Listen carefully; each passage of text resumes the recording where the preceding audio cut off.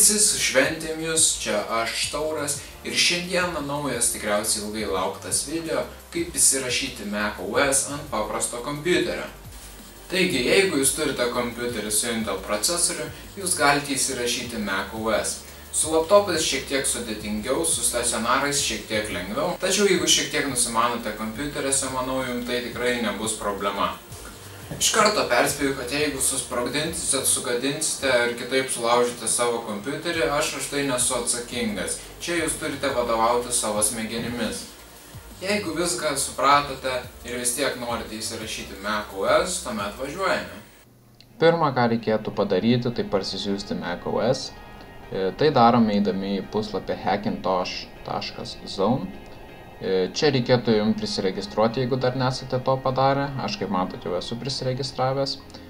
Tuomet spaudžiame Downloads ir kur parašyta Future Download, spaudžiame Download. Čia, kaip matom, nauja versija 10.10.1 Yosemite ir spaudžiame Download.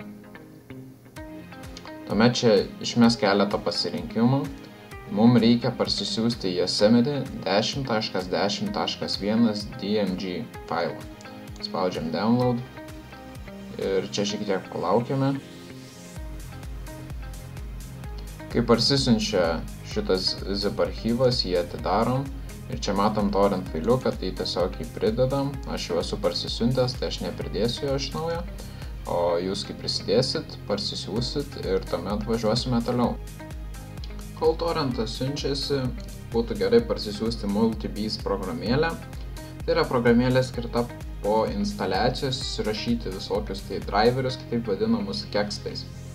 Tai einame į puslapį Tony Mac X86. Čia taip pat jums reikės prisiregistruoti, jeigu dar nesate to padarę.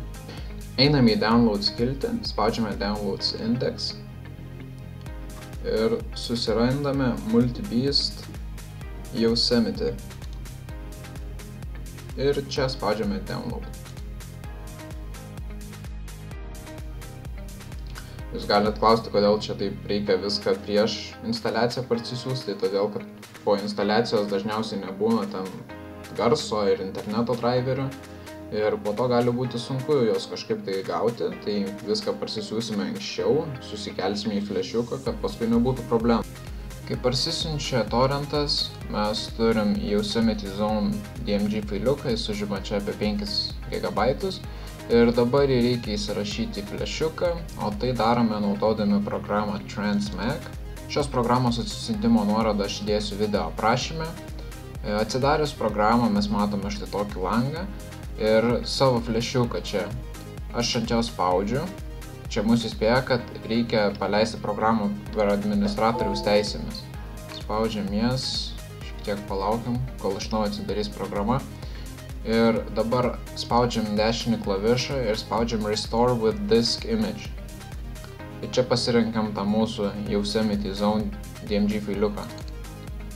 Tada dar kartą įspėja, kad čia viską ištrins, spaudžiam OK ir tada laukiam.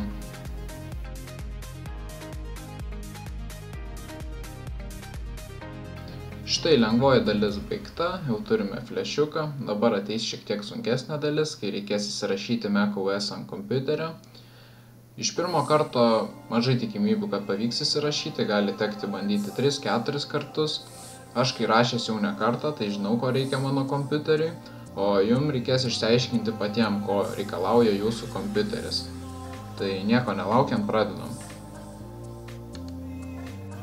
Kai kompiuteris kraunasi, spaudžiame mygtuką, kuris nuveda į boot meniu ir iš boot meniu pasirenkame savo flešiuką. Kai flešiukas užsikrauna, matome langą, kuriame reikia rašyti boot argumentus. Pagrindiniai boot argumentai būtų V, X ir F. V yra verbus bootas, tai jis parodo viską, kas vyksta kraunantis. Tai jeigu užstrigsit kažkur, galėsit pamatyti, kurioje vietoje užstringa. Tai iš pat pradžių jums kompiuterį kraunantis turėtumėt parašyti tik brūkšnelis V, X ir F. Daugiau nieko kito nerašykit, nesvarbu, kad aš rašau, jūs nerašykit.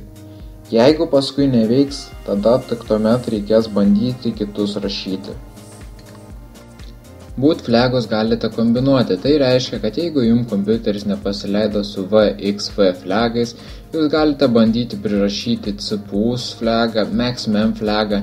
Jeigu turit GTX serijos Nvidia kortą, pavyzdžiui GTX 660, GTX 760, galite rašyti Graphics Enabler No.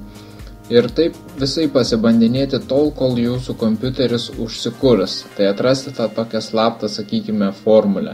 Aš, kaip matėte, ją atradęs ir dabar galit pamatyti mano galutinį variantą.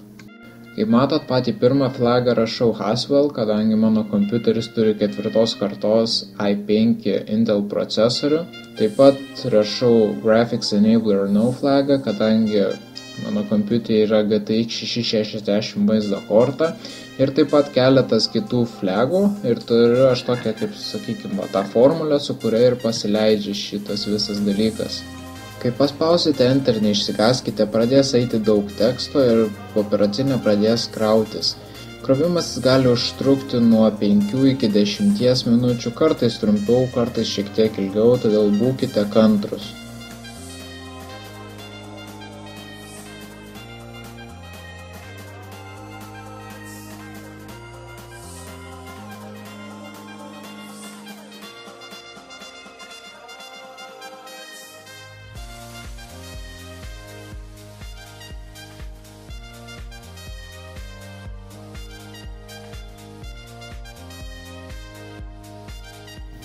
Jeigu jums pavyko ateiti iki šios vietos, galiu pasveikinti, vienas iš sunkių etapų įveiktas, važiuojame toliau.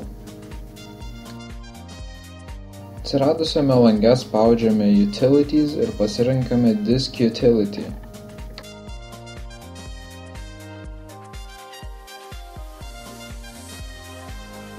Dabar mums reikia formatuoti savo kietąjį diską, tai darome pasirinkdami savo kietąjį diską ir tuomet spausdami Partition. Čia pasirenkate, kiek norite turėti particijų, parašote pavadinimą savo diskui ir taip pat prie Options pasirenkame GUID Partition Table.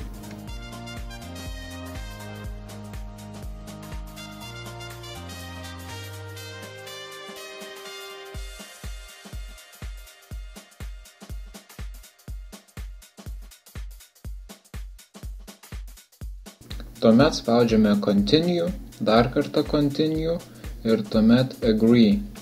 Paskutinėme žingsniuje pasirenkame savo diską, spaudžiame Continue ir tada laukiame apie 20-30 minučių.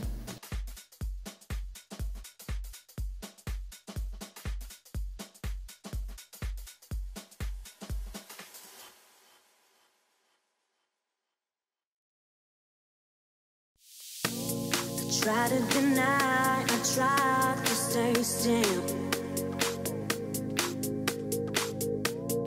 Didn't expect you making me feel. Playing so cool, but now there is fear. Will you still gaze the way you just did?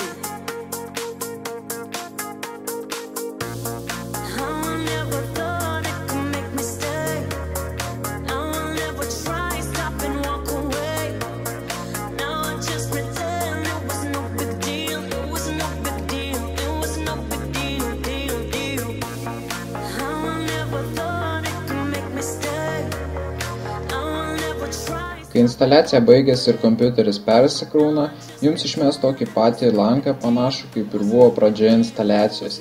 Jame vėl įrašote flagą VXV ir tiesiog laukite, kol užsikraus macOS. Kaip matot, pas mane jau viskas užsikrovė ir kai macOS užsikrauna, jums dabar reikia pasimti tą flešiuką, kuriame buvote įsirašę programėlę MultiBeast.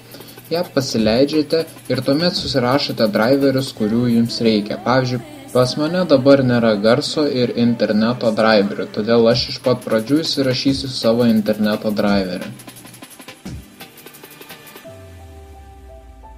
Kai driveris įsirašo, perkrauname kompiuterį ir vėl pasileidžiame MultiBeast programėlę.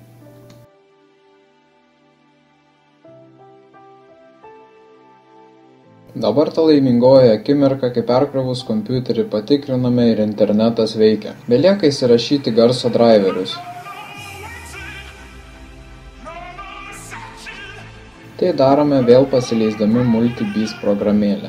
Kaip matot, šį kartą aš ėmu kitą programėlės versiją, kadangi pas mane yra ALC 892 garso kodekas, kuris naujoje versijoje yra kažkoks netoks ir neveikia, todėl turiu naudoti senesnę MultiBeast versiją skirtą Mavericks.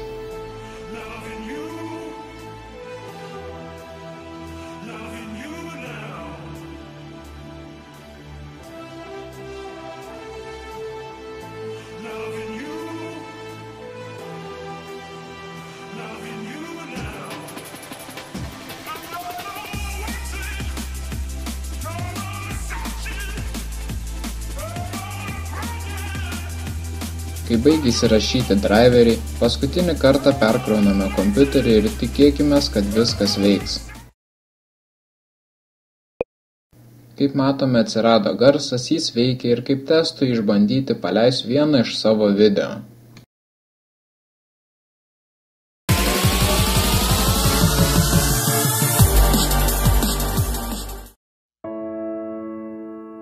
Štai darbas mano kompiuteriui baigtas ir dabar aš turiu pilnai funkcionuojančią macOS ant paprasto kompiuterio. Kaip matot, įsirašyti nėra labai sunku, tiesiog reikia šiek tiek kantrybės. Jeigu kažkurioje vietoje užstrigote, rašykite komentaruose, tikrai padėsiu, o aš linkiu jums gerų naujųjų metų ir iki kito karto.